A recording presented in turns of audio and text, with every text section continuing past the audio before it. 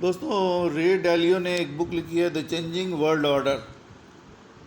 उसमें एक जगह वो कहते हैं कि the purpose of investing is to have money in a store hold of wealth that one can convert into buying power at a later date. यानी ये सुनने में थोड़ा एकेडमिक लग रहा है, लेकिन इसका सिंपल मीनिंग क्या है, सीधे मतलब जो सिंपल वर्ड्स हैं उसमें इसका मीनिंग क्या निकल के आता है।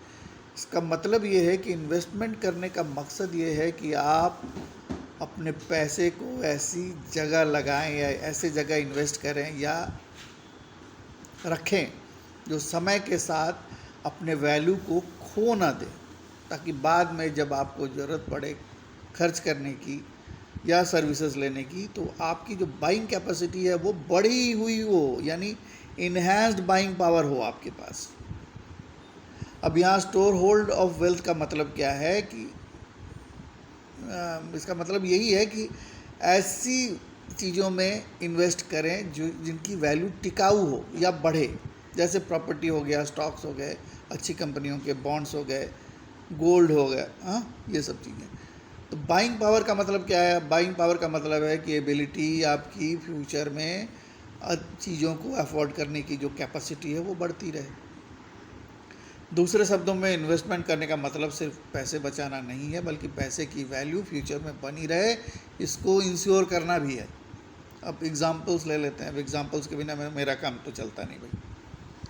जैसे गोल्ड है, अगर मान लीजिए कि 2000 साल में आपने कुछ गोल्ड ख़रीदा, उसका वैल्यू बढ़ के अभी x गुना हो गया है, तो आपकी बाइंग कैपेसिटी बढ़ गई। स्टॉक मार्केट में अगर आप इन्वेस्ट करते हैं, मान लीजिए किसी टेक कंपनी के शेयर्स में आपने इन्वेस्ट किया 10 साल 15 साल पहले, और उसका वैल्यू भी x गुना बढ़ गया है अगर, तो आपकी बाइंग कैपेसिटी बढ़ गई।